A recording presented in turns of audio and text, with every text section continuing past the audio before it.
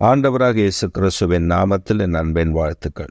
இந்த நாளிலேயும் உங்களை சந்திப்பதில் மகிழ்ச்சி அடைகிறேன். இன்றைக்கு நம்முடைய தியானத்திற்காக நாம் தெரிந்து கொள்கிற வேத வசனம் கொலோசியர் நிருபம் 3வது அதிகாரம் 1வது வசனம். கிறிஸ்து தேவனுடைய வலது பாரிசத்தில் வீற்றிருக்கும் இடத்திலுள்ள மேலானவைகளை தேடுங்கள். கிறிஸ்து தேவனுடைய வலது பாரிசத்தில் வீற்றிருக்கும் இடத்தில் உள்ள மேலானவைகளை தேடுங்கள். பவுல் கொலேசு சபைக்கு சொல்லும் பொழுது ஒரு காரியத்தை அவர் மிக ஆழமாக சொல்லுகிறார்.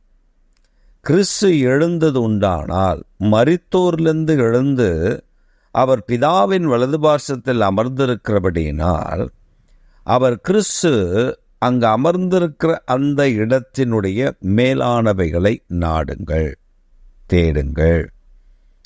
ஏனென்றால் இயேசு கிறிஸ்து இந்த பூமியில நமக்காக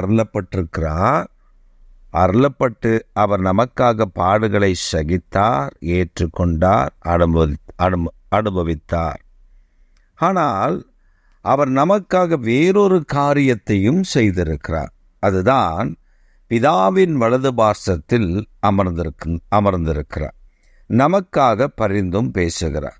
இப்பொழுது பவுல் அடியார் எதை சொல்லுகிறார் என்றால், மேலானவைகளை, அதாவது இயேசு கிறிஸ்து பிதாவாகிய தேவனுடைய சட்டத்திட்டத்தின்படி, காரியத்தின்படி மனுக்குலம் அழிக்கப்பட்டு விட்டது. மனுக்குலம் பாவத்தில் போய் விழுந்து விட்டது. மனுக்குலத்தை மீட்டெடுக்க வேண்டும். அந்த மனுக்குலத்தை மீட்டெடுக்க வேண்டும் என்றால் ஒரு தூய இரத்தம் சிந்தப்பட வேண்டும். இயேசு கிறிஸ்துவின் இரத்தம் தூய இரத்தமாய் இருந்தபடினால், அது பாவமில்லாத அப்பழுக்கற்ற இரத்தமாய் இருந்தபடினால், அவர் இந்த இரத்தத்தின் புண்ணியத்தினாலே மனுக்குலத்தை மீட்க வேண்டும் என்று சொல்லி இயேசுவை இந்த பூமிக்கு அனுப்பி கொடுத்தது மாத்திரமல்ல, பிதாவாகிய தேவன் நினைத்த அவ்வளவு காரியங்களை அவர் சிலுவையில செய்து முடித்தார். இப்ப நமக்கு ஒரு பெரிய ஆச்சரியம். பிதாவுடைய சித்தத்தை அவர் செய்து முடித்ததினாலே அவரை பிதாவாகிய தேவனும் பரிசுத்த ஆவியானவரும் கைவிட்டு விட்டார்களா என்றால் இல்லை. ஏனென்றால் அவரை மரித்தோரிலிருந்து எழுப்பின ஆவி, அவரை மரித்தோரிலிருந்து எழும்ப பண்ணின அதே ஆவி நம்மையும், நம்முடைய சரீரத்திற்கிற பலவீனங்கள், வியாதிகள் நம்மை சுகமாக்க முடியும்.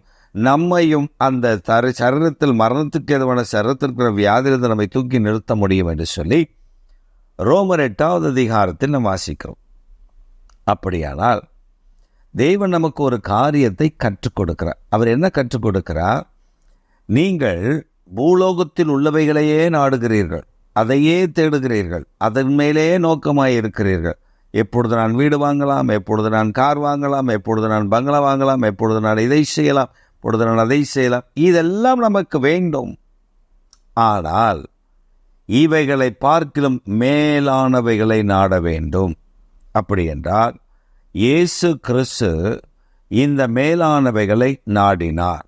பிதாவின் சித்தம் செய்வதுதான் என் போஜனம் என்றார். அவர் செய்தார். அவர் பாடுகளை அனுபவித்தார், மரித்தார், 3ஆம் நாள் உயிரோடு கூட எழும்பினார், இன்றைக்கும் ஜீவிக்கிறார். அவர் பிதாவின் வலது பார்சத்தில்,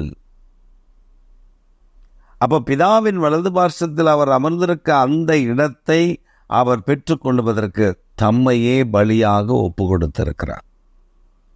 அப்ப நம்ம பலியை ஒப்பு கொடுக்க சொல்றாரா? இல்லை. நம்ம என்ன செஞ்சா அந்த மேலானவைகள் நாடுகிறோம்? தேவனுடைய கட்டளைகளையும் கற்பனைகளையும், தேவன் நமக்கு தந்திருக்கிற வாக்குத்தத்தங்களையும் வார்த்தைகளையும் பிடித்து கொண்டு அவர் நமக்கு காட்டின நல்வழியில் நடக்க வேண்டும் என்றுதான் நம்ம இடத்தில் விரும்புகிறார். சிலர் சொல்லுவார்கள், என் வாழ்க்கையில் எனக்கு இந்த பிரச்சனை, அந்த பிரச்சனை, இதற்காக ஜெபித்துக் கொள்ளுங்கள். நாமும் அவர்களுக்காக போராடி ஜெபம் பண்ணுவோம். அப்பொழுதுதான் தெரியும் அவர்கள் அவர்களுடைய சின்ன சின்ன பாவங்களை விட்டு விலகாமலேயே ஒரு ஆசீர்வாதத்தை பெற்றுக்கொள்ள வேண்டும் என்று விரும்புகிறார்கள் என்பது. ஒரு சமயம் ஒரு மனிதனை எனக்கு தெரியும்.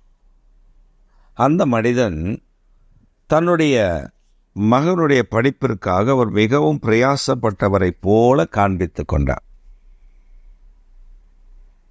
அந்த பையனும் சரியாக படிக்க மாட்டான். அவனை ஸ்கூலில் சேர்த்து நல்லா படிக்க வச்சுட்டே வந்தாங்க. திடீர்னு பார்த்தால் அவன் படிப்பில் அவ்வளவு ஒஸ்ட், படிக்க மாட்டான். 10வது எக்ஸாம் எழுதினான், ஃபெயில் ஆகிவிட்டான். ஃபெயில் ஆனவுடனே அவங்க அப்பா தட்டி கொடுத்துட்டு, கவலைப்படாத, பார்த்துக்கலாம். நான் நினச்சேன் மறுபடியும் அவர் அவனை படிக்க வச்சு எழுத வைப்பார்னு. திடீர்னு பார்த்தா ஒரு நாள் சொன்னார், அவன் 10வது பாஸ் ஆகிட்டான், இவன் 11வது சேர்க்குறேன்.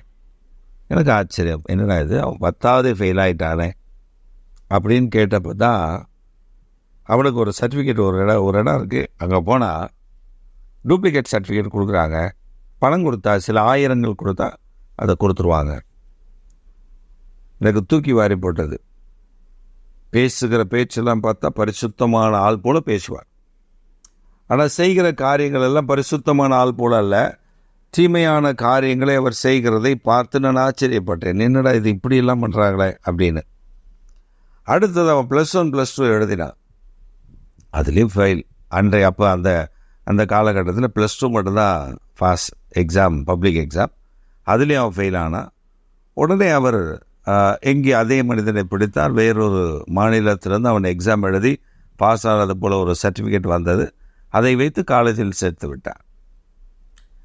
இப்போ யோசிச்சு பாருங்க, நம்முடைய வாழ்க்கையில் பூமிக்கு உள்ளவைகள், பூமியில் இருக்கிற காரியங்களை, என் பிள்ளை படிச்சுட்டா, ஒரு டிகிரி வாங்கிட்டா நான் நெஞ்ச நிமித்தணும், 4 பேர் மத்தியில் நான் நிற்கணும்னு நினைக்கிற அந்த மனிதன், அவன் படிப்பிற்காக இவர் ஒரு பிரயாசமும் படவில்லை. அப்படி எப்படி அவன் படிப்பான்?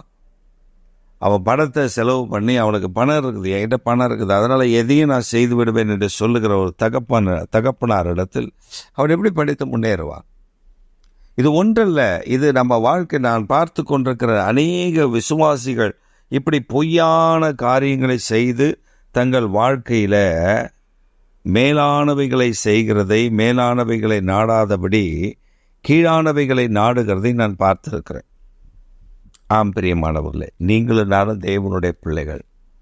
இயேசு நினைத்திருந்தால் அவர் இந்த சிலுவை பாடுகளை அனுபவித்திராமலே போயிருக்கலாம். ஏன் அதை அனுபவித்தார்? உங்களை என்னை ரட்சிப்பதற்காக.